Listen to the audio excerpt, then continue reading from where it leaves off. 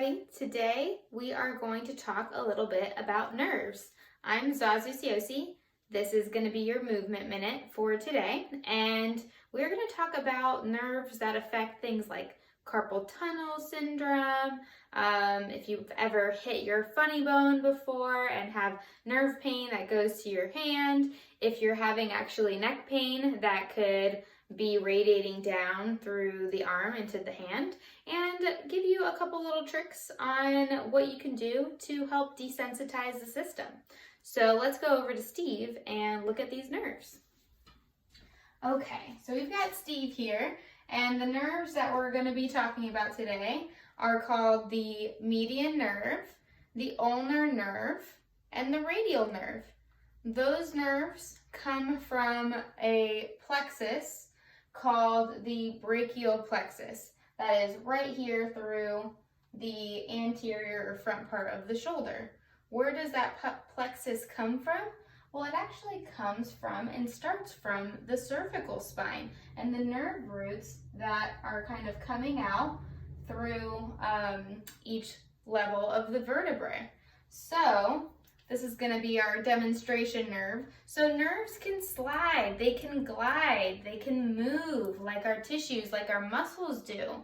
And so sometimes we can start to have problems when the nerves get a little sticky or they get a little stuck and they're not maybe sliding or gliding the way that they should. And that could make things just more sensitive and have you start to have problems.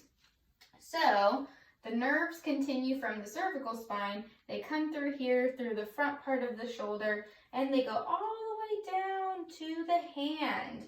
So, as you can see here, they already have some tension on them. But if you do something like bend your elbow, well then you've put them on slack. But if you do something like straighten your elbow and bring it all the way out, well now look how much tension is through that nerve. So tension isn't necessarily a bad thing. In fact, right, we need tension to be able to move through space, to be able to do what we need to do throughout our everyday lives.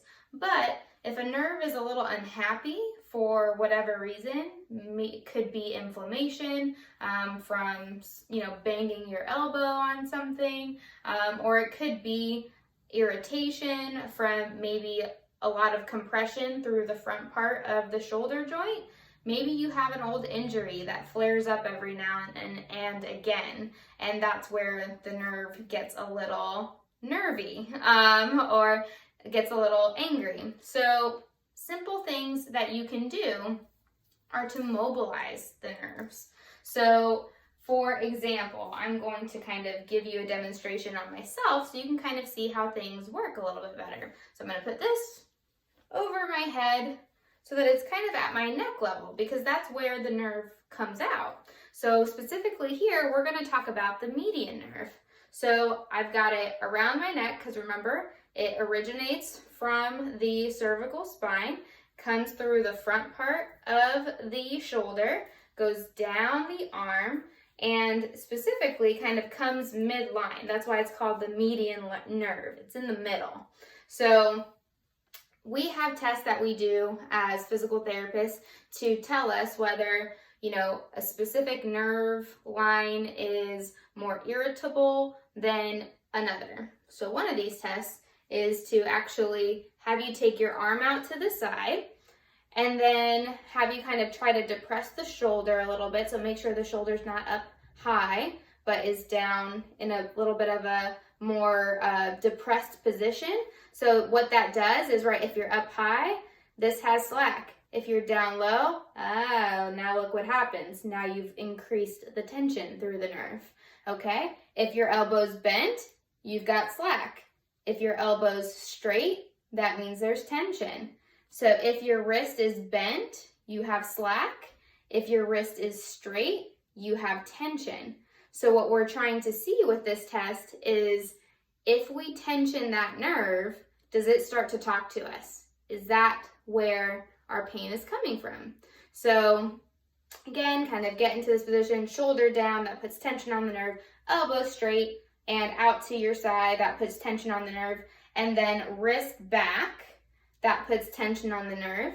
And if you want to put maximal tension on that nerve, the last step is to move your neck to the opposite side, because that pulls it from up top where it originates.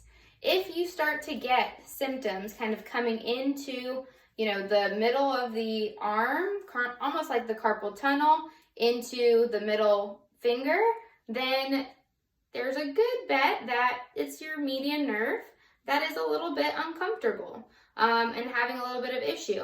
These tests also test for just general sensitivity in the area. So while this is a little bit more of a specific neural tension test, if everything is sensitive, then it's not going to work that great. But if you have kind of more specific symptoms, then it can help narrow those down a little bit. So that's the median nerve. So if you do that test and that is positive, or you start to reproduce your symptoms, that means that you can focus a little bit more on that nerve.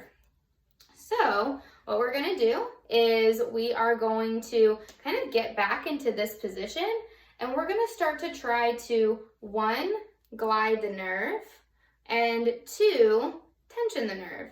So sometimes if you kind of stretch out the nerve and then kind of come in and out of that, so everything straight, shoulders depressed, you're extending the wrist back, and you are nodding the head in the opposite direction. So I'll kind of show you at an angle here. That means you are tensioning through the nerve, and so you're almost like stretching the nerve. Sometimes if you do that gently, about 30 seconds or so at a time, it can be enough to get that sticky nerve to unstick and start to glide a little bit better. For some people, that is too much in the beginning. So for someone who might be more sensitive, what might actually work better is if you glide the nerve. And so what you're going to do in this case is you are going to, again, keep the arm out to the side, keep the shoulder down, so not up here, down here, so that you've got that nerve on a little bit of tension. But now, instead of stretching everything and stretching that nerve, what you're going to do is you're going to try to glide that nerve along the tunnel where it lives. So what you'll do is you're going to, as you bend your head away, that's creating tension, you're going to take your wrist with you and bend the wrist. And then when you're going to change to the opposite direction. So when you extend the wrist, you're going to take the neck with you. So it's almost like you're a windshield wiper. Your head and your wrist are working as windshield wipers. And what you're doing is, so when, the neck wants to pull the nerve this way, you're taking the nerve with you at the wrist. And then when you extend the wrist, you're taking the neck with you. Because remember, the nerve travels along this entire line. So you're gliding it and moving it in where it lives. So that is a slider or a glider. And then the first one that we did is more of a tensioner. If you try the tensioner first and it's too symptomatic, then bump it to the slider/glider. And that way you're kind of taking it down a notch, but you're still gliding the nerve, and you're trying to get it to unstick where it kind of goes and lives along its canal. So that was your movement minute for today. Next time, we'll go over the 2 other nerve branches that we talked about, called the radial nerve and the ulnar nerve. So we'll see you then.